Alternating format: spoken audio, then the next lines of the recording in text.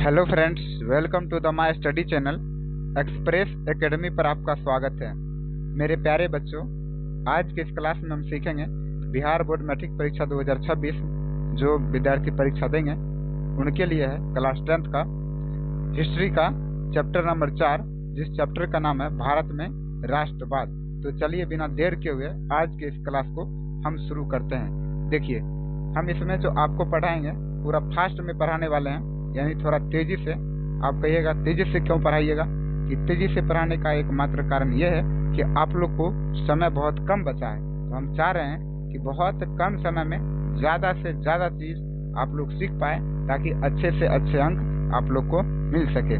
तो डायरेक्ट हम क्वेश्चन और आंसर पर चलेंगे, डायरेक्ट क्वेश्चन और आंसर। यदि आप लोग को ऐसे में समझ में नहीं आता है तो आप लोग इस वीडियो को 1 बार, 2 बार, 3 बार, 4 बार, 5 बार, अन्यथा चाहो तो आप लोग रोक कर क्वेश्चन भी लिख सकते हैं। तो चलिए बिना देर के हुए आज की इस क्लास को शुरू करते हैं। देखिए, पहला प्रश्न कहता है कि दांडी यानी गांधी ने दांडी यात्रा किस तिथि को आरंभ किया था?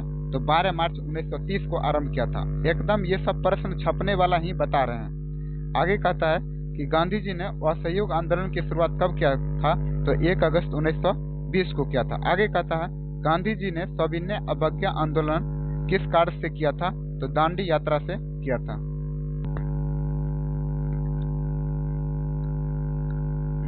अगला प्रश्न कहता है कि निम्नलिखित में से किस समझौता को दिल्ली समझौता के नाम से जाना जाता है? तो गांधी ब्रेन समझौता को दिल्ली समझौता के नाम से जाना जाता है। अगला प्रश्न कहता है कि इंडियन नेशनल कांग्रेस के संस्थापक किसे माना जाता है? तो ए.ओ. हुम को माना जाता है। अगला प्रश्न कहता है कि आर्स एक्ट किसने लागू किया था?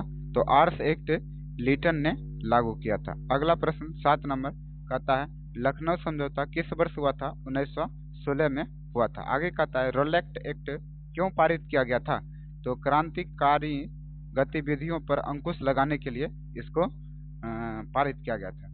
आगे कहता है कि निम्नलिखित में से किसका नाम बादशाह खानिया सीमांत गांधी के नाम से जाना जाता है? तो खान अब्दुल गफ्फार खान को सीमांत गांधी के नाम से जाना जाता है।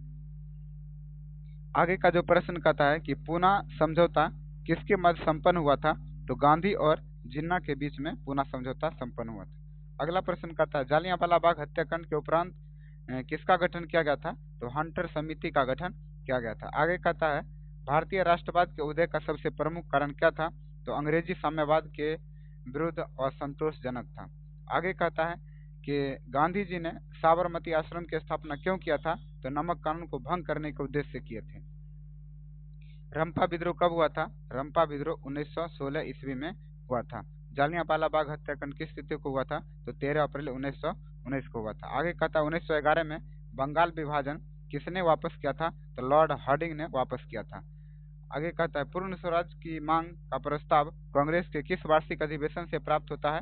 तो पारित हुआ था लाहौर अधिवेशन 1929 में हुआ था। आगे कहता है कि बंबई में कांग्रेस समाजवादी दल की स्थापना किसने कब हुआ था? तो 1934 ईस्वी में हुआ था। अगला प्रश्न गदर पार्टी की स्थापना कब और किसने किया था? 1913 ईस्वी में लाला हरदयाल ने किया था। आगे कहता है राष्ट्रीय स्वयं सेवक संघ की स्थापना कब और किसने किया था? तो 1925 में के.वी. हेडगेवार ने किया था। अगला प्रश्न गांधी जी ने नमक कानून किस तिथि को भंग किया था? तो 6 अप्रैल 1930 को भंग किया था। आगे कहता है हिंद स्वराज पुस्तक किसके द्वारा लिखा गया था? तो मोहनदास करमचंद गांधी के द्वारा लिखा गया, यानी महात्मा गांधी। प्रश्न नंबर 23 किसने 1923 में ताशकंद में भारतीय कम्युनिस्ट पार्टी की स्थापना किया था? तो M.N. राय। किसने किया था? M.N. राय। आगे कहता है कि अलीगढ़ आंदोलन का नेतृत्व किसने किया था? तो सैयद अहमद खान ने किया था। वेदों की ओर लौटो का नारा किसने दिया था? तो दयानंद सरस्वती ने दिया था। आगे कहता है कि स्वराज दल के अध्यक्ष कौन थे? तो मोतीलाल नेहरू। कौन थे? मोतीलाल नेहरू। प्रश्न नंबर 27 किस तिथि को पूर्ण स्वतंत्रता दिवस घोषित किया गया था? तो उस तिथि का नाम है 1 मार्च 1932 को। आगे कहता है कि आर्य समाज की स्थापना किसने किया था? तो आर्य समाज की स्थापना दयानंद सरस्वती ने किया था। आगे कहता है फॉरवर्ड ब्लॉक के संस्थापक कौन थे? सुभाष चंद्र बोस थे। कौन थे? सुभाष चंद्र बोस।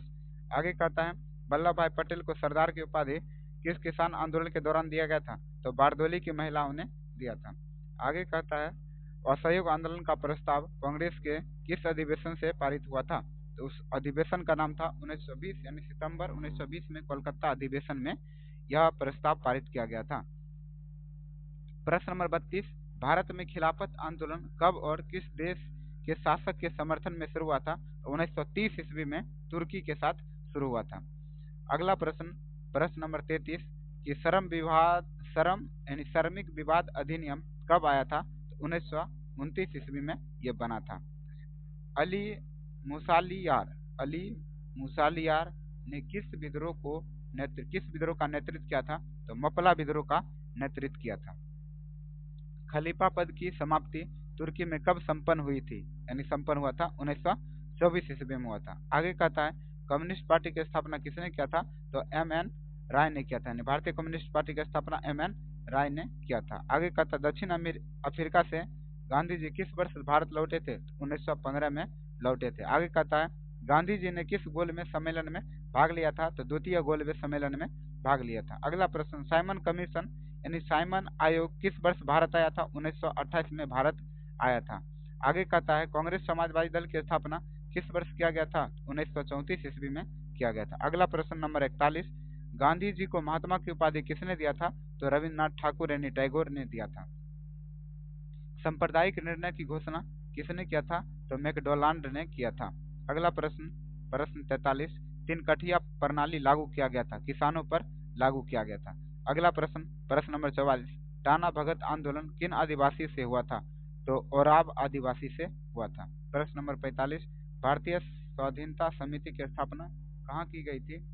तो यह इसकी स्थापना जर्मनी में किया गया था। कहाँ में किया गया था? जर्मनी में किया गया था।